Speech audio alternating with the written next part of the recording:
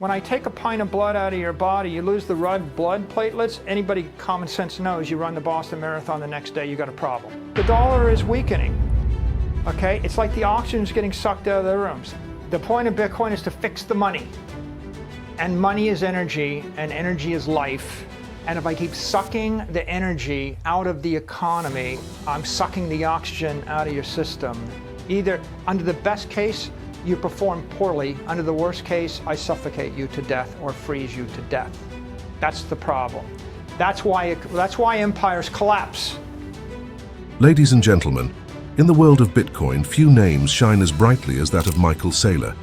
With a career spanning decades and a reputation as one of the most prominent thought leaders in the Bitcoin community, Saylor has become synonymous with the digital currency revolution. A man of remarkable foresight and unwavering conviction, Michael Saylor's journey into the world of Bitcoin began long before many realized its transformative potential. As the chairman and CEO of MicroStrategy, a leading business intelligence firm, he saw beyond the surface of this emerging technology, recognizing Bitcoin's unique capacity to reshape the future of finance and commerce. But it wasn't just his early adoption of Bitcoin that set him apart. It was his unwavering belief in its power and the bold steps he took to make his vision a reality. Saylor made headlines when he led MicroStrategy into the world of Bitcoin investment, converting a substantial portion of the company's treasury reserves into this digital asset, a move that sent shockwaves through the financial industry. Today, he stands as one of Bitcoin's most ardent advocates and educators. With his unparalleled insights and eloquent articulation, Saylor continues to inspire countless individuals, investors, and businesses to embark on their own Bitcoin journey. In this exclusive interview, we have the privilege of delving into the mind of Michael Saylor, tapping into his vast knowledge and unique perspective on Bitcoin, the global financial landscape, and the profound changes yet to come. Join us as we explore the thoughts, wisdom, and strategies of a true visionary in business and Bitcoin, a man who is not just riding the wave of change, but shaping it with every word and action. Okay, what is Bitcoin? Bitcoin is the first engineered monetary system in the history of the human race. Full stop. So now to explain it, the first question is, what's money? The second question is, what's the problem? And the third question is, what's the solution? Bitcoin is the solution. Now go back to the beginning. What is money? Well, an economy consists of goods, services, and property. I want you to do something for me. I want that product. I want you to manufacture something for me. I want that house. I want that land. That's half the economy. Now the question is, how do I send 37 horses to you, and then how do we keep the books balanced? So you have to send me back money. Money is socio-economic energy. It's the energy, the backhaul energy that we use to trade with. If I can send you 10 bushels of corn and you can send me money equal to 10 bushels of corn, then we can trade with each other. So in the history of the world, human beings have tried different monies. We've used seashells. We've used copper coins, silver coins, we've used stone coins, we use glass beads in Africa. These are all types of money. Eventually, we got to settle on gold and gold coins as money, but gold was never fast enough as money. How do you move 10 tons of gold from here to there? So ultimately, people used ledgers, and those ledgers were issued by a merchant, or they were issued by a mayor, or they were issued by an emperor. And you can go back 5,000 years and you can find Sumerian tablets in clay where they've etched in like 37 bushels of oats in return for something. These were the ledgers. So money is that shared ledger of who owes what to whom. And a lot of times the money is a token, like a glass bead. But the problem with a glass bead is if the Africans use a glass bead and the Europeans show up and they can manufacture 1 million glass beads, the Europeans dump 1 million glass beads on the Africans lose their homes and their livestock and all their wealth, and they're impoverished. So the problem with money is, how do we keep track in a fair distribution of who owns a claim to what? If there's $100 million worth of capital in the economy of products and property and corporations and the like, you have to have $100 million of money. Now, if I issue $100 million of currency, it equals all the stuff in the economy. Now, if I start to inflate the currency and I issue another $10 million, now I've taken 10% of the economy and given it to my friend. That's the inflation rate. If I keep inflating the currency, if I double the amount of currency, but the amount of stuff in the economy is constant, well, then the price of everything that's scarce and desirable doubles. Okay, if it's not scarce and desirable, it won't go up, but if there's 100 things and there's 10 times as much money, it stands to reason that the things cost 10 times as much. So the problem is inflation. Because in the history of the world, we have inflation. When the Romans created gold coins, they start with a certain amount of gold, and they would cut the amount of gold or cut the amount of silver in the coin. And when they cut it to a small enough level, no one would take the coin anymore. So the mercenaries don't want the coin, the emperor can't pay the mercenaries, the empire topples. So the problem is inflation. Inflation's a phenomenon whereby a government authority prints more currency, right? And why do they print more currency? Because if I want to pay $1 trillion bill, I either have to tax you $1 trillion or I have to print $1 trillion of money. Turns out that it's a lot easier to print money than it is to tax people. And so it's either inflation or taxation. Throughout the history of the world, every single coinage system, every monetary system ever established collapsed because of inflation. Look at every king of England. If you just go forward, you find every one of these currencies started by I issue a coin with this much gold in it, and then I cut it, and I cut it, and then I go to silver, and then I go to copper, and then I coat it with some brass or some nickel. Why? Right? We're debasing the currency, right? So the problem is inflation. Money is energy. The problem is inflation. If we're inflating at 10% a year, you know, you've got 10 pints of blood in your body. When you go to give blood, I take a pint out. When I take a pint of blood out of your body, you lose the red blood platelets. Anybody common sense knows you run the Boston Marathon the next day, you got a problem. You can't perform as an athlete. It takes about 4 to 6 weeks to replace the red blood cells. So when I take a pint of blood, you're not going to be able to perform for a month to two, probably 2 months later. Now, imagine if I actually took a pint of your blood every month, forever. That's inflation. So I'm running an economy, I'm the king. You have a dojo, and I send someone from the government, and we just take a pint of blood from every one of your fighters, and then next month we do it again. And next month we do it again. And next month we do it again. Now, another metaphor. The currency is to the economy what your blood is to your body, and economic energy or money is to the currency what oxygen is to your blood. So common sense says if I keep sucking the oxygen out of the room, if I suck the oxygen out of the room, you're going to either suffocate or freeze to death. And if I keep sucking the economic energy out of the currency, the economy collapses. In the extreme, you get ripped back to Stone Age barter. And the problem with that is the economy becomes 1,000,000 times less efficient.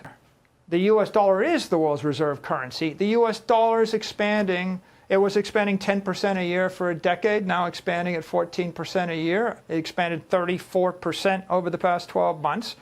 The dollar is weakening. Okay, it's like the oxygen is getting sucked out of the rooms. The point of Bitcoin is to fix the money. And money is energy, and energy is life. And if I keep sucking the energy out of the economy, I'm sucking the oxygen out of your system. Either, under the best case, you perform poorly. Under the worst case, I suffocate you to death or freeze you to death. That's the problem. That's why empires collapse. That's why economies collapse. And the problem, it's not just a problem for an individual. It's not just a problem for a family. It's a problem for every institution. It's a problem for every company. It's a problem for every city, every municipality, every government, every civilization. They all have this problem. And you can generally trace the problem to, I fought a war I couldn't afford to fight, and I paid for it with money I didn't have. Yeah. Right? If You declare war on COVID, you've got a war. You declare war in Vietnam, you declare war on fill in the blank. History is full of wars. If I had to fight them with taxes, then eventually my population would say no more, we don't want to pay the tax. If I fight them by inflating the coinage, then I get a couple years, 2, 3, 4 years before people realize it. Eventually I just collapse the currency. So, money is essential to civilization. The problem is inflation. And why does it happen? It's a natural human condition because as you have an authority that controls the money, the temptation to inflate the money supply is omnipresent and inescapable. And every civilization has suffered from it at one point in time. What is Bitcoin? Well, Bitcoin is the world's first engineered monetary system. And what happened is a set of engineers, nameless engineers, recoiled in horror after the great financial crisis with all the bank bailouts. And they looked and they said, this just isn't fair. It isn't right. We want to create a better money. And they used two technologies. They used the internet, the idea that I could network hundreds of thousands or millions of computers. And they used cryptography, the idea that I could cryptographically sign something so that it could not be tampered with anyone, friend or foe. And using those two technologies, they conceptualized the idea of an immutable ledger, if you will, a bank in cyberspace. What if 100 people got together, 100 people with money got together and they said, we're going to create a bank in cyberspace. And we want to put our money there and we don't trust each other. We don't trust the government. We don't trust any corporation. We don't even trust any one computer. So we create a program that keeps track of a ledger, 21 million coins or shares in the bank, divisible by 100 million, called down to a Satoshi. So 2.1 quadrillion Satoshis. You can't make any more. And they wanted to create it so that they could send their money to each other, to anybody in the network. They could store it for 1,000 years, 10,000 years, 1,000,000 years, forever. And they don't have to trust anybody. So they created this idea of Bitcoin. It's an asset that's protected by cryptography, and it's stored on a ledger. The software administers the ledger. The twist is we distributed the software on thousands and thousands of separate computers. Every Bitcoin node is running a copy of the ledger. So everybody in the world that has their money in the bank has a copy of all of the money in the bank and all the transactions since the beginning of time. So it's the immutable truth. Every 10 minutes, the system batches a set of transactions and then redistributes the money based upon the instructions of the owners. If I want to send you my Bitcoin, I send it and it goes to you. And every single computer on the network updates that. And they all check it cryptographically using modern encryption. Now, how do we defend the network? There's really 3 nodes of interest to make this compelling. The first node is that Bitcoin node that keeps track of that ledger. It's the most secure database in the world, and it's a database of immutable truth. It's the ledger of money. The second node is a miner. It's a SHA-256, or it's an encrypting miner that's generating hash functions to protect the network, and there are millions of them. And they're all competing with each other to build the next block. There's only 1 out of 2 million involved in this network. It's like every miner gives you a lottery ticket, and 1 of the 2 million will get to build the next block and will get paid a lot of money, like $300,000, and you don't know which one. So the miners are a wall of encrypted energy. They're converting electricity into hashes, and then inside that wall of electricity, or wall of energy, is the Bitcoin ledger, which is distributed in a decentralized fashion. And there's one other interesting node called a Lightning node. This is a layer 2 decentralized system. This is decentralized payments. It'll move small amounts of Bitcoin at the speed of light programmatically, almost for free. Okay, so Bitcoin is a decentralized, It's a decentralized piece of software. The brilliance of it is it's a bank in cyberspace that nobody controls, nobody can corrupt. It's a bank run by incorruptible software offering a global, affordable, simple, secure savings account for everybody on earth that has neither the means nor the inclination to run their own hedge fund. Right? You have some money, you have life savings, you simply don't want to lose it. You want to put it in a bank. So Bitcoin is that bank in cyberspace. So people say Bitcoin is fixing things, right? Fix the money, fix the world. Bitcoin is gradually demonetizing these other assets, and the idea is to return rationality, to make things more rational, right? If people start buying Bitcoin instead of buying a second investment property, the price of property will go down for people that want a first home. So Bitcoin is demonetizing some of these other assets. And the stock market, all these meme stocks, these are all symptoms of too much money, right? And the sky-high P to E ratios. The average American, the average wage earner is forced to take their life savings and gamble it in the stock market in order to avoid losing their life savings. So we're stampeding an entire generation into either, at best, investing in stocks, or at worst, gambling with meme stocks and gambling with crypto random dog coins, because no one has a savings account they trust. Bitcoin is a bank in cyberspace offering a savings account. You're not gambling on the next product release of Apple versus Google and whether Amazon will get unionized and whether, you know, this pipeline will get approved. And that's not right. And if you put all your money in the S&P index, all the CEOs print more stock and dilute your money. So you don't have to do that. All you're buying is you're buying 1/21 millionth of the monetary energy in the network forever. The product of Bitcoin is just, you're going to buy a bit of money and hold it forever, and that's the product. And it's a very simple product, should last for 10,000 years. We didn't have it for 1,000 years, right?